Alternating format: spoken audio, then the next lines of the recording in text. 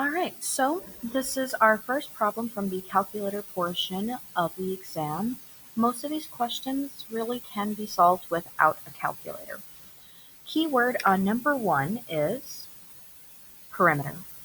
For those of you who do not recall, perimeter has a formula, and P, perimeter, is equal to 2 times the length plus width. Or for those of you who recall, to find the perimeter, you just add up all of your sides. So I have two sides that are labeled, but obviously this is the perimeter of a rectangle, so I need to include all four sides.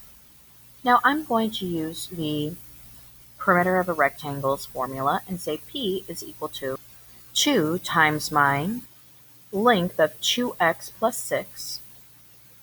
And you know what? I think I'm going to just have it all as a bracket here. And then plus my width of 6x minus 2.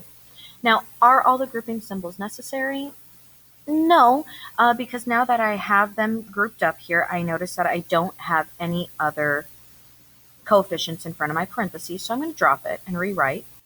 So P is equal to 2 times 2x plus 6 plus 6x minus 2, and now we're going to go ahead and combine our like terms of 2x and 6x.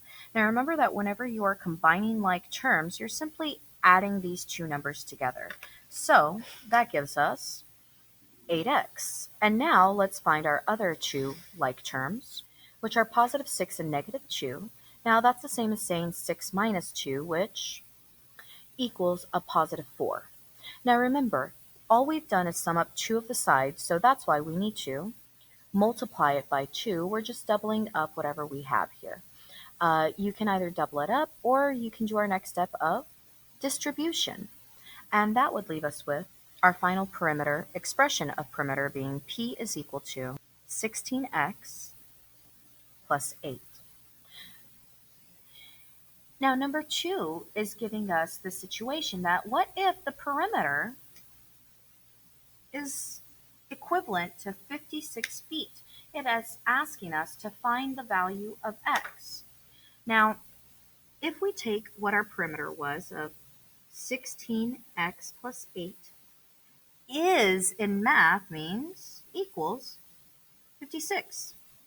Now all we need to do is solve for x.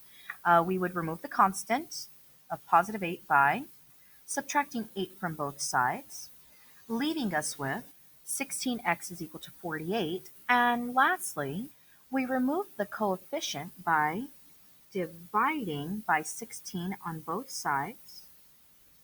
Therefore, x is equal to 3. Well, that was pretty easy.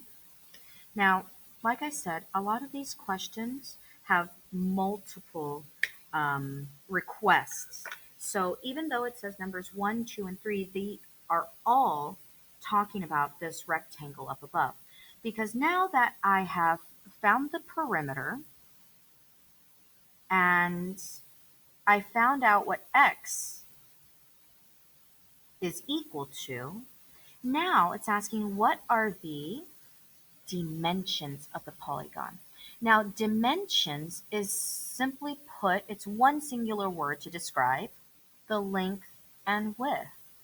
So earlier we had stated the length was equivalent to 2x plus 6 and the width was equal to 6x minus 2.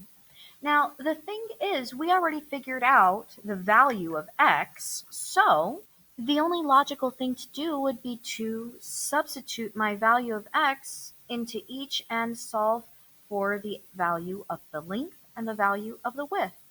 Let's start with the length. That would be 2 times 3 plus 6. So, let's distribute the 2. That gives me 6 plus 6, which is 12. Now, it was very specific before, and it said that the unit of measurement is feet.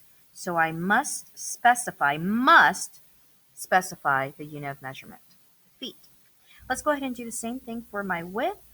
So now I'm going to substitute in 3 for my x, so I should write 6, then input my 3, minus 2. Again, I'll distribute, giving me 18 minus 2 is equal to 16 feet. Now, notice we haven't used a calculator at all for this. It's not necessary, although you could have used the calculator rather than doing this part by hand. You could have used a calculator to get you your final answer by just going to a calculator and then typing in 2 times 3 plus 6. Um, or you could have even stored that 3 value. So 3, and then our store button is actually right here in yellow. So I push Control vars and save that as X. And then by doing that, I can literally just type this in, 6x minus 2, and it also gives me my final answer. But the rest of it, you kind of had to know what was going on to be able to get to this point. Number 4 is definitely a problem that you would need your calculator for, and this one will be an excellent one to refer back to page 24 because there are several steps, and I'm not going to write them all out here. If you choose to do that on your note card, that would be a good idea. So let's go ahead and begin. Following my notes, these notes on page 24, as you can see, it's a bit lengthy.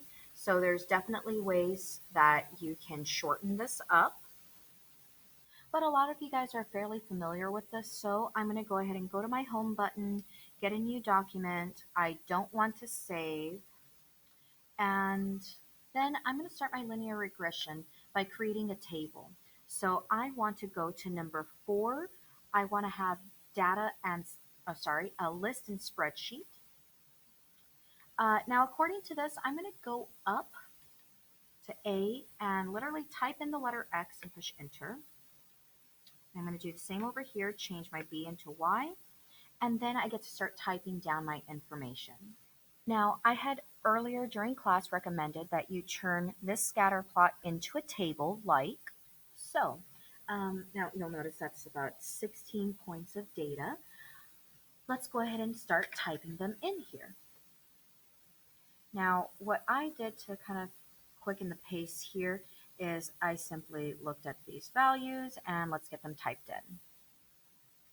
And I went ahead and typed those all out here, all 16 points. Then, according to my notes, I need to insert a new document by pushing Control I. And I this time want data and statistics, so I'm going to push the number 5. And this is where people get a little confused as to what they need to do. You want to click on the side and change that into your y-axis and identify this as your x-axis. Now this looks exactly like what we had on our scatter plot. Next, you want to create your linear equation by pushing Menu, Analyze, Regression, and we want a linear regression, so push number 1. And there's our equation, so I'm going to go ahead and write that out. And I just went ahead and wrote out all my decimal because I want to use that to evaluate this function for 9.25. So literally, I'm going to type this into my calculator, and when I type that in, it gives me the following solution. Now, what does that mean in terms of the situation? Since X is representing the number of times a patient flossed each week and Y is the number of cavities, if they floss 9.25 times a week, they should have no cavities because there's no way you can have a negative and a half cavities. So yes, you will have to take the data and interpret it in these word problem situations.